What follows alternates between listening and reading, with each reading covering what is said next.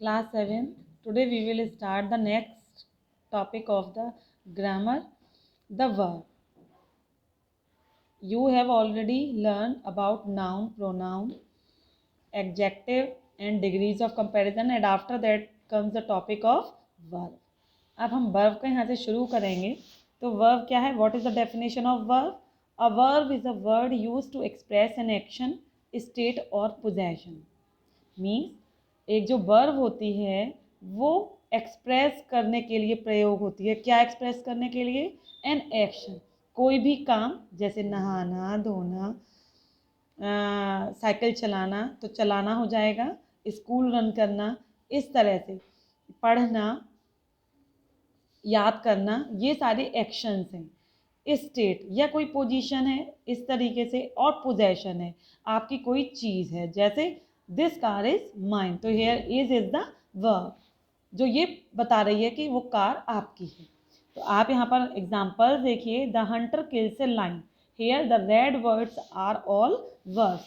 तो the hunter noun, kills a lion noun, तो noun को, दो नाउन के बारे में ये हमें बता रही है. क्या? कि हंटर ने, शिकारी ने एक लाइन को मार दिया, शेर को मार दिया. Give him a rupee, give दो, हिम उसको, ए रुपी मीन्स ये इम्परेटिव सेंटेंस है. तो here this is the verb, क्योंकि ये इम्परेटिव सेंटेंस वर्ब से ही शुरू होते हैं. Give him a rupee.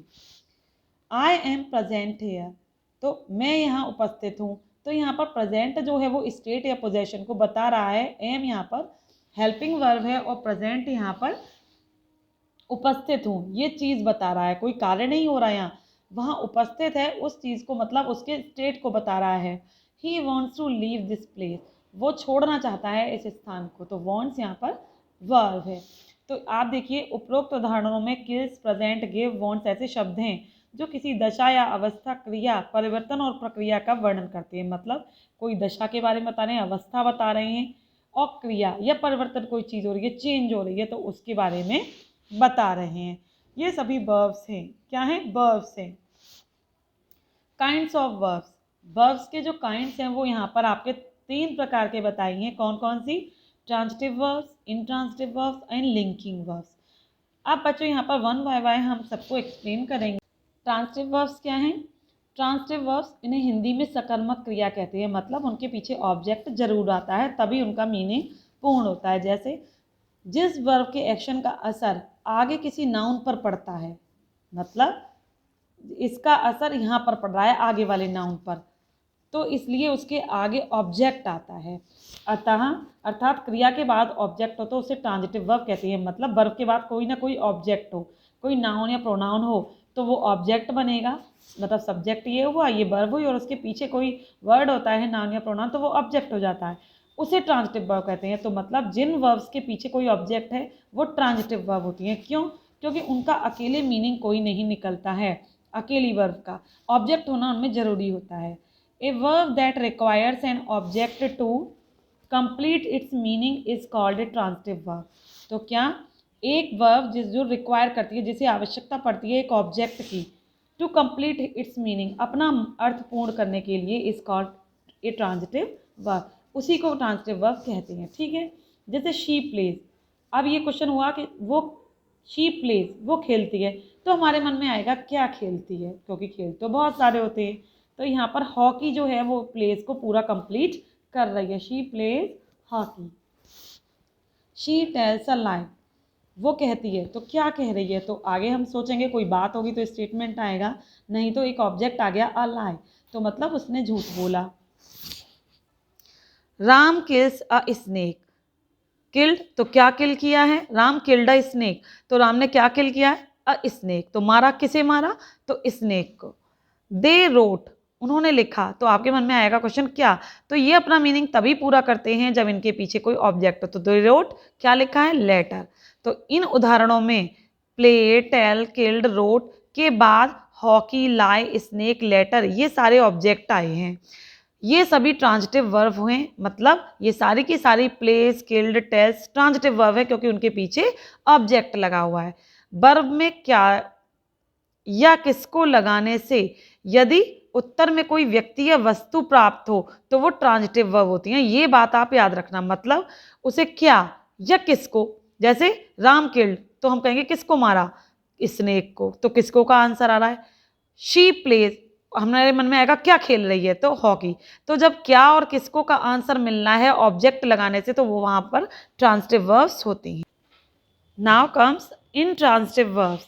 Intransitive verbs क्या होती हैं, अकर्मक क्रिया, मतलब जिनमें सकर्मक, जिनमें ऑब्जेक्ट है साथ, अकर्मक जिनमें ऑब्जेक्ट नहीं लगाने से भी काम चल जाता है। जैसे जिन वर्ब्स का एक्शन, जिस वर्ब का एक्शन उसके सब्जेक्ट तक ही सीमित रहे, मतलब आप सब्जेक्ट जो कर रहा है वो क्रिया में ही क्लियर हो जाए और आपको उसके आगे किसी और की ज़रूरत ना पड़े। जैसे a verb that does not require an object to complete this meaning, एक वर्ब जिसमें कोई ज़रूरत नहीं होती है एक ऑब्जेक्ट की अपना मीनिंग कंप्लीट करने के लिए, जैसे इसमें पढ़ रही थी। जैसे मोना डांस, यहाँ पर मोना क्या कर रही है, डांस कर रही है, यहाँ पर किसी और चीज़ की ज़रूरत नहीं है। क्यों, अपने आप में वर्ब का मीनिंग कंप्लीट हो रहा है कि मोना डांस करती है। आई स्लीप, मैं सोती हूँ। मोहन कम्स, मोहन आ रहा है, तो हमें यहाँ पर ज़रूरत नहीं है, और अपने आप में मीनिंग पूरा हो रहा है। द सन शाइन्स, मतलब सूर्य चमकता है, यहाँ पर आपको किसी भी अदर ऑब्जेक्ट की ज़रूरत नहीं है। उपरोक्त उदाहरणों में dance, comes, the sleep, shine, ये सारे क्या हैं, वर्ब हैं और इनमें ऑब्जेक्ट की ज़रूरत नहीं है। Now comes linking verb, the third type. Linking verbs क्या होती हैं, a verb that requires a complement to complete its meaning is called a linking verb. Linking verb वे वर्ब्स होती हैं दैट रिक्वायर्स, माने जिन्हें आवश्यकता होती है एक कॉम्प्लीमेंट, तो जिसमें रिक्वायर मीन्स आवश्यकता नहीं होती है कॉम्प्लीमेंट की, किसी भी रिक्वायर से कॉम्प्लीमेंट, जिनमें आवश्यकता होती है एक कॉम्प्लीमेंट की, एक पूरक की, टू कंप्लीट इट्स मीनिंग, मतलब उसमें कोई ना कोई कॉम्प्लीमेंट लगाना पड़ता है वर्ब के बाद। यहाँ देखिए दे आर प्लेयर्स, यहाँ पर आर वॉज, मतलब लिंकिंग वर्ब्स होती हैं बच्चों, वो हेल्पिंग वर्ब ही होती हैं एक तरीके से, और जिनका मीनिंग तभी निकलता है जब उनके पीछे कोई कॉम्प्लीमेंट हो। तो दे आर प्लेयर्स, वो खिलाड़ी हैं। दे आर, वो हैं क्या, खिलाड़ी। मोना वॉज, मोना थी, क्या थी, a teacher. I was there, मैं था, कहाँ पे, तो वहाँ। अक्रम इज अ, क्या है, अक्रम डॉक्टर। तो यहाँ पर इज, वॉज, आर, वॉज, ये सारी क्या हैं, लिंकिंग वर्ब्स हैं। तो now you can understand verbs has three kinds, और there are three types of verbs, transitive, intransitive and linking verb. Now here comes the exercise बच्चों। वर्ब तो what, verb की परिभाषा आपको लिखनी है उदाहरण सहित। तो आप क्या करिएगा, यहाँ पर डेफिनेशन ऑफ वर्ब लिखेंगे। ए वर्ब, जैसे कि आपकी इस बुक में दे भी रखी है बच्चों, आपको जो सरल लगे। क्या, a verb is a word use to express क्या, एन एक्शन, स्टेट और पोजेशन। तो आपको पूरी ही डिफाइन करनी है वर्ब क्या है, वे वर्ड हैं जो एक्सप्रेस करते हैं एक एक्शन को, मतलब किसी काम को, पोजेशन या स्टेट को, ठीक है। उसके बाद आप करेंगे वर्ब के प्रकार। आप थ्री टाइप्स को, तो there are three types of verbs, what, transitive verbs, intransitive verb and linking verb. निम्नलिखित वाक्यों में से वर्ब छांटिए और काइंड लिखिए। तो बच्चों आपको यहाँ पर लिखनी पड़ेगी, यहाँ पर स्लीप्स है तो ऑब्जेक्ट नहीं है, आप लिख दोगे क्या है ये, ट्रांजिटिव वर्ब है ये, ठीक है।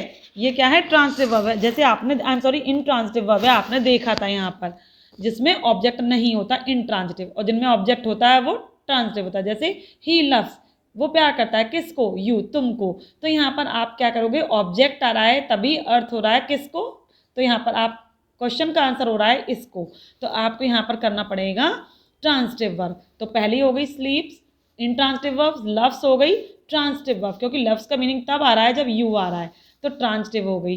फिर उसके बाद farmers are going to Delhi. तो इसी तरह से आपको खुद फाइंड आउट करनी है, and I will send you the solution also. उसके बाद आती हैं वर्ब। तो वर्ब देखिए बच्चों, टेंस के अकॉर्डिंग उनका फर्स्ट, सेकंड, थर्ड फॉर्म होता है। तो यहाँ पर ये चार्ट दे रखा है। जैसे एब्यूज, एब्यूज मीन्स होता है गाली देना, उसकी सेकंड फॉर्म है एब्यूज एंड थर्ड फॉर्म है एब्यूज। तो बच्चों ये पास्ट फॉर्म जो होती है वही सेकंड फॉर्म होती है, और पास्ट पार्टिसिपल ये थर्ड फॉर्म कहलाती है। और फिर होता है प्रेजेंट पार्टिसिपल, मतलब जब वर्ब में फर्स्ट फॉर्म में आईएनजी को लगा दिया जाता है। इसी तरह से ये चार्ट मैं आपको वर्ब का भेजूंगी, जिसे आपको लर्न करना होगा। ये चार्ट आपको वर्ब्स लर्न करनी होंगी। डेली आप 2 और 3 वर्ब्स लर्न करेंगे तो आपके बहुत सारी वर्ब्स हो जाएंगी, कुछ आप पहले से जानते होंगे। After that comes a exercise. इधर आपको फॉर्म लिखनी है और इधर आपको फिल करनी है वर्ब, सेकंड फॉर्म भरनी है आपको। तो आप ये भर के देखेंगे जो यहाँ पे ब्रैकेट में दे रखी हैं उन वर्ब्स का सेकंड फॉर्म करना है, जैसे शी। तो आपको इसका सॉल्यूशन दे दिया जाएगा, लेकिन आप अपने आप से पहले करके देखिएगा।